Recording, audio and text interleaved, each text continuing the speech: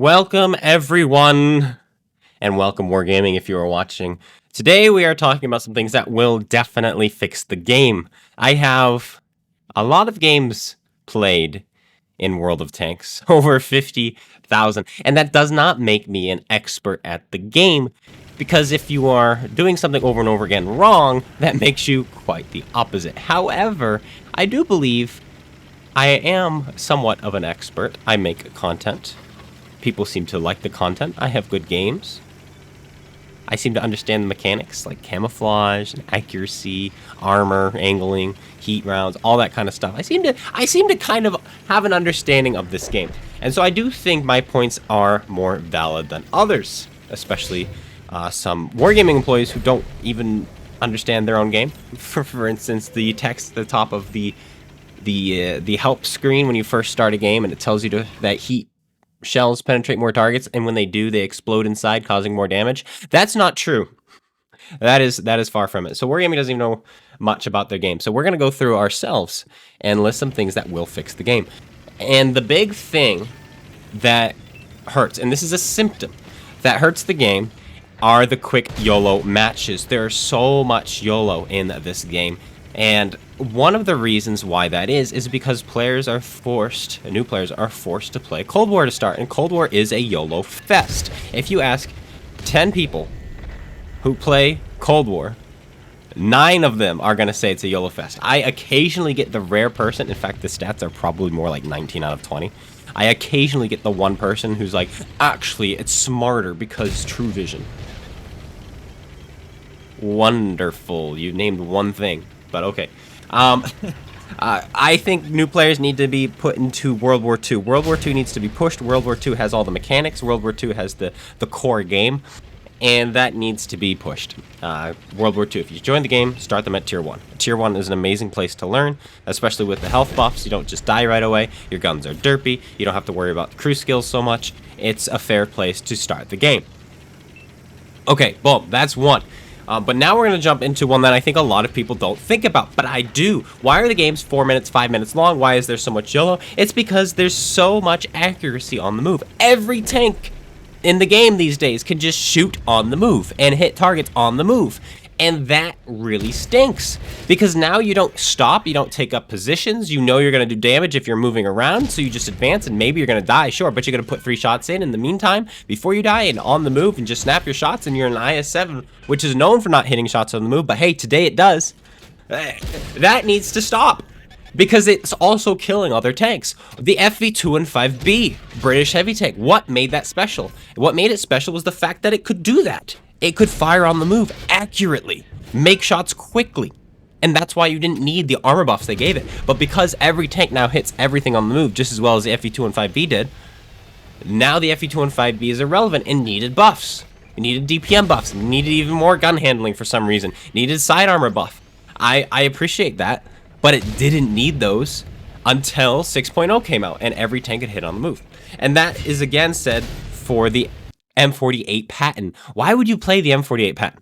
Like, seriously, think about it. Why would you play the M48 Patton? The Chisel exists, the M60 exists, even the Leopard 1, Action X, every other medium tank, which is also faster, quicker, is just better. What made the Patton good was its ability to do damage while advancing, allowing it more effective speed than other mediums, even though it's the slowest. It's like, wait a minute, how does that work?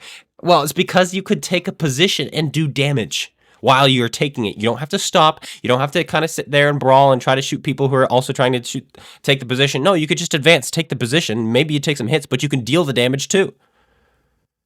And that is what the Patton could do. It was so good at that. It was what made it unique, because then you had the Action X, or at the time, the FV4202. It was not as good at firing on the move, but it was more accurate standing still. Then you had the Leopard 1, also not as accurate on the move. In fact, the least accurate on the move of those 3. But it was the most accurate standing still. There was a balance in the game. Now, there's no point to the Patton. It's slower, its turret is easily defeated, it only has 9 degrees of gun depression, it can hit shots on the move, but so can every other medium tank in the game, so can every heavy tank, so can tank destroyers. Yeah, and so now we're going to move to crew skills. Crew skills. Crew skills right now, you can have up to 9, and they're awful. They're too good. Every crew skill is drastic. How crew skills and perks used to be is they gave you a small percentage. Recon gave you 2% more view range. Then you needed situational awareness. That gave you 3%, totaling you 5% more view range. Now you just get recon, and guess what? You have 6% more view range. You just have more view range. Brothers in Arms gave you 5% bonus to crew skills and perks. 5%. Now it's 10%. What is it? Born Leader or something like that? It's 10%. It doubled. And the big kicker that I can't stand, there's two of them, is the reload perk, which is 10% to reload. So now everyone has more DPM. That needs to go away. And the accuracy one, you're just 10% more accurate all the time, which is why everyone can hit every shot. Not only are you 10% more accurate all the time, but you also have 10% Brothers in Arms instead of 5%, which boosts that even more. And that also boosts Run and Gun, which also boosts Snapshot. And so that is why you can hit every shot on the move all the time. And then when you miss on the move, you're like, I can't believe, how did that miss? I'm like that now, where when I miss a shot on the move, I'm like, how did that miss? Crew skills are the big thing. They need to be nerfed or reverted, all right? And if you're going to nerf them or revert them, well, if nerfed, then you should allow up to 12 instead of 9. I think that's fair, but some of them do need to be removed. I think the reload needs to be removed, and the accuracy needs to be removed, and the one that took the place of Brothers Arms needs to be cut in half, nerfed to 5% instead of 10%. That will help the game immensely, because suddenly you have these YOLO players like, wait a minute, I don't hit my shots anymore when I YOLO. Correct. You don't. So you need to stop doing that. That's one of the big reasons why that needs to go. Then I also think DPM needs to be nerfed across the board. Everything has way too much DPM. Wargaming, what they like to do is when a tank is imbalanced, not nerf it. Instead, they buff everything else. There's just too much buffing going on in the game, and the more you buff, the closer you're gonna get to this like singularity concept, where now every tank is just so good, kind of like Cold War is. Every tank is so good. Every tank plays the same. Every tank is OP, and the games go by so fast. And you don't want that, so instead of buffing tanks, they need to go back to nerfing tanks. And there was a lot of outcry when they went through and they nerfed 218 tanks, that one big update. This was before the staff rolled over, and there was a lot of outcry, but it was the best balance update in the game. There was no longer, and I remember going through the tanks and be like, there's no tank where it's just like, this tank is the best. That didn't exist when they did all those nerfs. It was amazing, as much as it hurt for a little while. It was incredible. So that needs to be changed. And sticking with DPM, tank destroyers, a lot of them at 850 alpha. I believe that they need to be nerfed, kind of like PC. PC, all these tank destroyers, they have 750 alpha damage. 750. Is that needed on all of them? Not necessarily, but it would be easier for now. E4 should be 750. E3 should be 750. The 268, I think, could be 850. I think that could be its specialty. But otherwise, I think 750 across the board would be good. And that would also, in turn, reduce their DPM. Now let's talk about the Tehran. Tehran is a big toxic tank. I don't think it needs to be removed. I think things like the Avery should be removed. They're not going to be. But I think the Tehran needs to be nerfed. Buff its gun handling. Okay, buff its rate of fire. But nerf its alpha from 950 to 650. The same alpha damage it has in Cold War. Era 2, by the way. The World War II version is better than the Cold War Era 2 version. Cold War Era 2, by the way, is tier 12. Is tier 12. Consider that. That we have a tank that's better than what would be considered tier 12, playing at tier 10. So, yeah. Next, nerf tanks before you buff tanks. We just talked about that, actually. We kind of went into that. But that's the same thing. We're nerf tanks before you consider buffing them. That will help. HP equipment. PC has modules and equipment which boost your HP. Right now, well, tanks has, well, console has something that makes it so RNG is reduced on your tank. So it's like, tank, if a gun is gonna roll for 400 on you, it reduces that by 5%, which is 380. It's just kind of lame, and you don't know when it's working or not. And I would just remove that and replace it with HP boosters. Like, if you want to have an HP boost, there you go, bada bing, bada boom. Mouse with 3300 hit points, I think that's fine, like 10%, something like that. And that takes up an HP slot. You know what I mean? I think that's perfectly fine. So that is something I would also introduce, for sure. But two more things here. Two more things I want to touch on, which could fix the game. All tier 9s and 10s, all of them must be earned and not bought. And that includes Season Pass rewards at the end.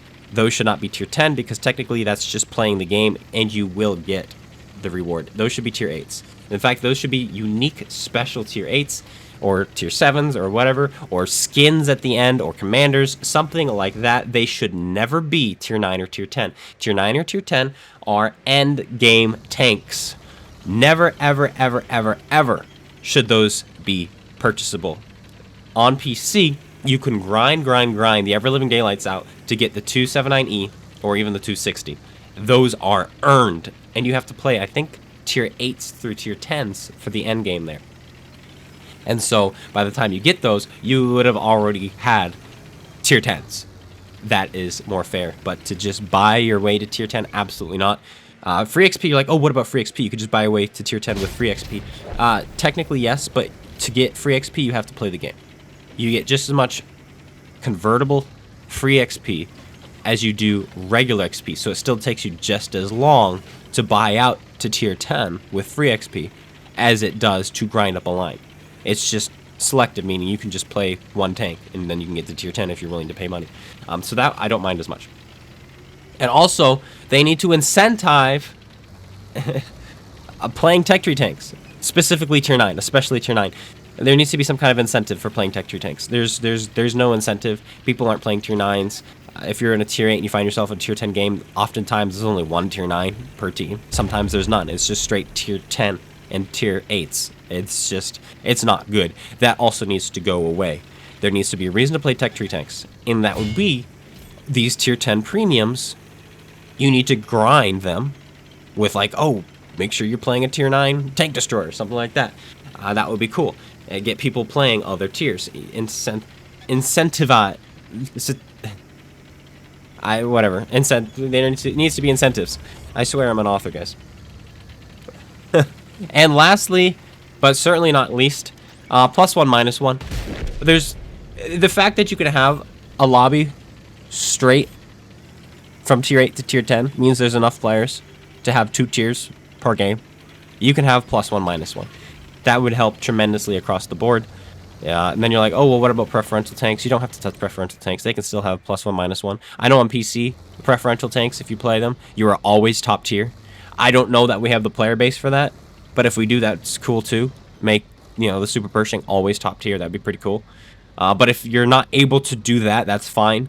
+1, -1 needs to be a thing. 4 months. 4 months. That's the number. Before they introduced Cold War. They finally answered the question on +1, -1 because we've been asking it and asking it. Finally, they answered and they said they don't have the player base to split it. They don't have the player base because they're like, there's one of two options if we do +1, -1. One, you can turn it on or off. Or 2, it's just on always. And they said we don't have the player base for that. Then what do they go and do 4 months later? They introduced Cold War, splitting the player base. Absolute horrible. A horrible answer from Wargaming. They never should have said that. They never should have answered the question. Or they should have like, hey, we have something else coming that is going to interfere with +1, -1. They didn't do that. And so absolute turd burglars over there. And so that's also something I think needs to be done is +1, -1. And yeah, but those are the things that needs to be introduced into the game, in my opinion. I think I think they would just fix the game with those. I think the game would be great. The UI, I wish we had the old UI back, but we don't. That would be an amazing thing to add as well, but that wouldn't fix the gameplay. The gameplay is the big thing. And the number one thing, which is the first thing I listed, which I think would fix the game the most, make the games long again, make the games tactical again, would be nerfing on the move accuracy. Just nerfing accuracy across the board. And again, you don't need to do that by nerfing the tanks. You just need to do that by nerfing the crew skills and equipment. Because the crew skills and equipment make it OP. And I have another account which I've been playing on, which I'm starting from scratch. I have nothing. I have no crew skills. I have no equipment. You can't hit squat. You can't hit anything. When you're playing free to play in this game and you're starting over, you are at a huge disadvantage. You can't hit anything. It's like old World of Tanks pre 6.0. It's so bad. And I wish it was like that for everyone. I say you can't hit anything, but you can. But it's just like you're not hitting on the move. You have to stop. You have to aim. You have to be tactical. You have to think things through because you can't just YOLO in and shoot people. And that's how it starts. It doesn't though, because they do give you some crews with some skills you can throw on them. But when you start a new line and you're not willing to transfer your crew, which I'm not, so I'm starting new crews over, that's what happens. And it's quite interesting. I have certain tanks I'm just not going to play until I have 7 or 8 crew skills because it's just not worth it. And so yeah, crew skills need to be nerfed. Anyway, that's my rambling for today. I hope you guys made it through. If you did, thank you. Slap that like button if you agree. Let me know some things you would change below. A lot of people blame RNG, like the game predetermines who's going to win, who's going to lose because of RNG. I have not witnessed that. It happens from time to time where it feels like that, but of course it does. When you're playing so many games, firing so many shots, just like in baseball, you're going to have a game where you string a few hits in a row despite you only having a 200 batting average. Like, that doesn't make any sense. You have a 200 batting average. How are you getting 4 hits this game? You know, that's just how it works. It's not it's not the divine deciding. It's simply how statistics work. You're going to have games where you get RNG and you're going to have games where you don't get RNG. The big thing is probably your team, if you're getting crushed and not hitting shots, your team are the ones who haven't gone with the accuracy crew skills. And the enemy team has. And that is why you're losing. Accuracy crew skills is better than DPM crew skills. Trust, bro. Trust. But yeah, now that's it. Thanks, guys, for tuning in. And I'll be seeing you guys all later. Take care, everyone. And peace out.